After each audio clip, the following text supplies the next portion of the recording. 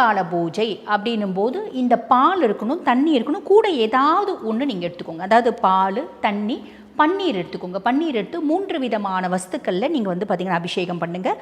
அபிஷேகம் பண்ணி ஒரு வில்வம் வாசனையான பூக்கள் வச்சு நிவேதனம் அப்படின்றது கண்டிப்பாக வைக்கணும். நிவேதனம் என்ன, உங்களுக்கு என்ன விருப்பமோ அதை வைங்க. ஈசனுக்கு எதுமா பிடிக்கும், ஈசனுக்கு உள்ளன்போடு நம்ம எது கொடுத்தாலும் ஈசனுக்கு பிடிக்கும். இதை ஒரு கதையோடு சொல்லணும் அப்படின்னா, ஒரு முறை ஸ்ரீராமச்சந்திரமூர்த்தி வந்து பார்த்திங்கன்னா திருமணமாகி சீதாதேவியை திருமணமாகி கொண்டு போகிறார், அதாவது அயோத்தி கூட்டிகிட்டு போகிறார் தசரத மகாராஜா.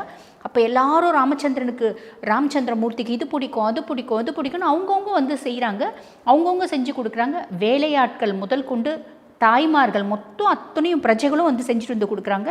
ராமச்சந்திரமூர்த்தி அத்தனையும் ஆமா எனக்கு பிடிக்கும், ஆமா எனக்கு பிடிக்கும்னு சாப்பிட்றார். இதை பார்த்தா சீதாதேவிக்கு ஒரே யோஜனை, என்ன இத்தனை விஷயம் ராமச்சந்திரமூர்த்திக்கு பிடிக்குமா அப்படின்னு சொல்லிட்டு ஒரு நிமிஷம் யோசிக்கிறா. யோசிக்கும் போது அவளோட உள் உணர்வு சொல்லுது, கரெக்டு தான், யார் உள்ளன்போடு ராமனுக்கு எது கொடுத்தாலும் ராமனுக்கு அது பிரியமான வஸ்தா மாறுது. இதே தான் ஈசனுக்கும். ஈசனுக்கு நீ கோடி கோடியாக செலவு பண்ணி பெருசாக விருந்து வைக்கிற அப்படின்னா கூட அவனுக்கு அதில் ஈடுபாடு கிடையாது, அதில் வந்து பார்த்திங்கன்னா பெருசாக மகிழ்ச்சி கிடையாது. உள்ளன்போடு நீ எது கொடுத்தாலும் அதில் மகிழ்ச்சி அப்படின்னு சொல்லலாம். பிட்டுக்காக மண் சுமந்தவர் இல்லையா பெருமான், அப்போ பிட்டுக்காக மண் சுமந்தாரா? இல்லை, வந்தி பாட்டி அவன் மேலே வச்சிருந்த அன்புக்காக மண் சுமந்தவர் ஈசன் இல்லைங்களா? ஆக ஈசனுக்கு உள்ளன்போடு நீ எது கொடுத்தாலும் சரி.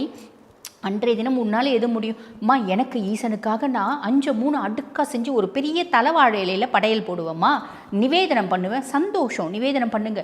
என்னால் ஒரு சக்கரை பொங்கல் தாம்மா செய்ய முடியும், செய்யுங்க. என்னால் உழுவல் சுண்டல் மட்டும்தாம்மா செய்ய முடியும், செய்யுங்க. என்னால் ஒரு கிளாஸ் பால் தாம்மா வைக்க முடியும், வைங்க. உங்களுக்கு என்ன முடியுமோ அதை நிவேதனமாக வைங்க. ஈசன் ஆத்மார்த்தமாக வந்து பார்த்திங்கன்னா ஏற்றுக்குவான்.